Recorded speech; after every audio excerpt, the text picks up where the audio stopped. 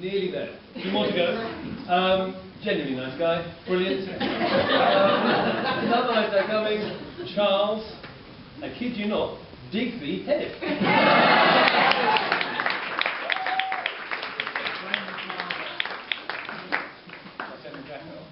No. So, ladies and gentlemen, my name's Charles Head. I'm George's older brother. I'm happy to be one of the best men this evening. So now it's the time, isn't it? Right now, this is it. It's now the time to publicly mock the groom in front of his peers to the point of abject humiliation, which is a tradition at this time on the happiest day of his life. Let's do it quickly. Let's rip it off like a plaster. Get it over and done with. Let's begin. So, in 1781, Englishman and scientist William Herschel looked up through a telescope of his own design and discovered the first planet. He wanted to call the planet after King George III. He wanted to call this amazing planet simply George. But he ended up calling it Uranus.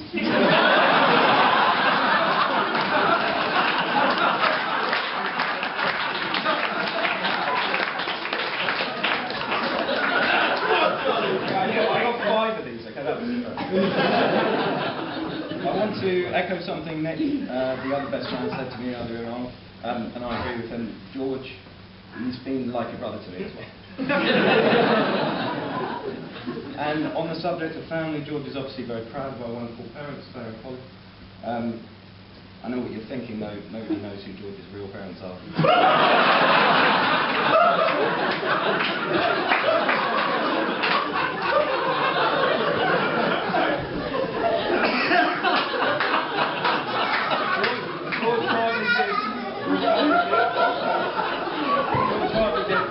University.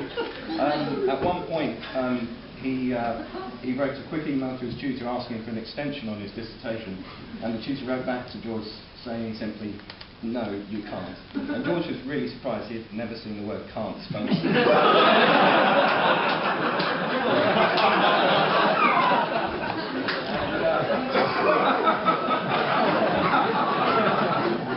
I'm not going to read the fifth one. Come to me after.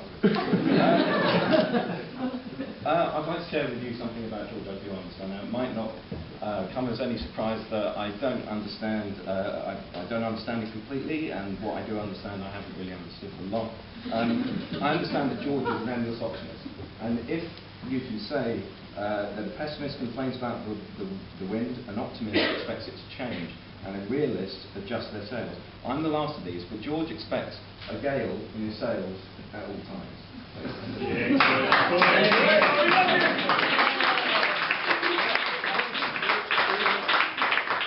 However, being optimistic is something I've learnt from George.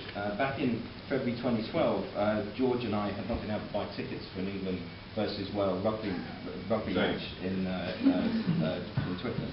So George suggested we go along and buy a ticket from a legal touts, or possibly find somebody who has some spare tickets in the crowd. So on a cold February, I find myself outside Twickenham station among 90,000 other fans, asking a dodgy-looking tout how much for a ticket. The guy says £400 for a £40 ticket, and I would have turned open-mouthed to George, but he was running late. George finally arrives, and I inform him that the tickets are F expensive and we should find a pub with a TV ASAP. And blinded by the awesomeness of his optimism, George turns to me with the face that only George has and says, "No, let's just go to the stadium and get one there." Which is like running into the eye of a storm. So within 20 minutes, so we begin the 20-minute walk to Twickenham Stadium, punctuated only by picking up a pack of 4 beers each, and noticing that the ticket touts were getting a lot more expensive the closer we got to the stadium and the kick-off time. So we ended up by the ticket collection office next to the stadium, and in between cans of beers, we start asking people, have you got any tickets? Have you got any tickets? As they're coming out and collecting their tickets. As one of the realists who adjust their winds to their sails to the wind, I was left thinking, why didn't I just bring a sign to this whole thing? I look at my watch, and it's 2:30 p.m. The match is about to start, and we don't have tickets. We don't even look like we're going to have tickets. There's no chance there. So George is still positive, which is irritating. So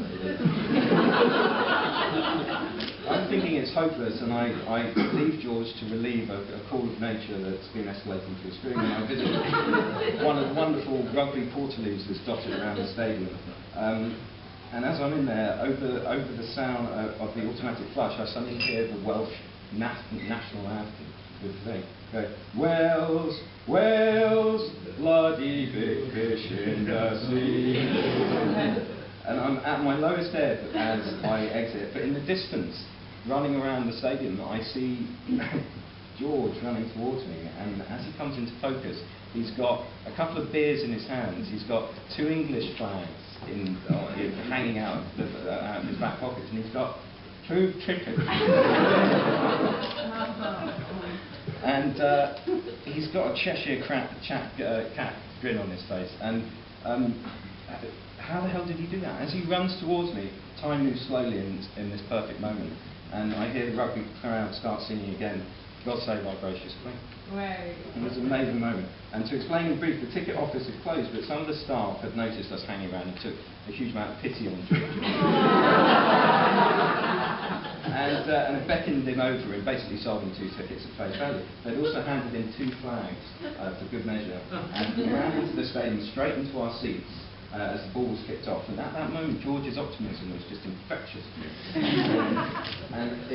And we spoke briefly in a daze about destiny. And I believed at that moment that England's victory in that game was preordained. It was going to happen. And 90 minutes later, England lost by 5 points.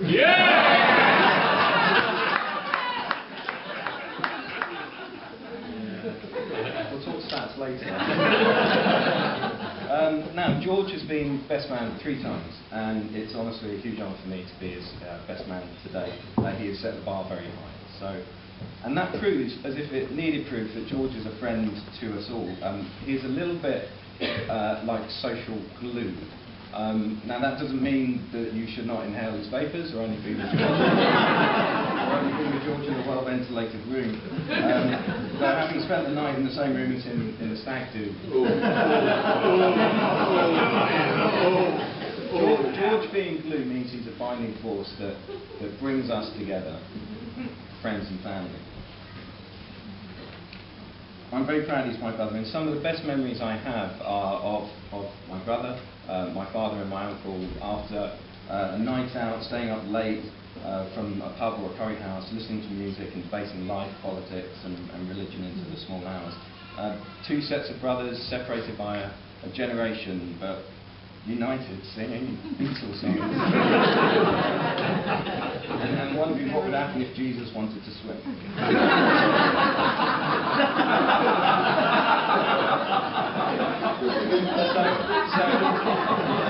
So I want to talk briefly about what it is to be a sibling. Now, as brothers, we are born into friendship. And to you and the rest of the outside world, we grow old, but not to brothers and sisters. We know each other as we always were. And with a lifetime of shared experience, we understand the most meaningless and obscure pop culture references and private kind of jokes. But more than that, we know each other's hearts. We know each other's deepest fears and aspirational dreams. And we have shared family grief and huge joy.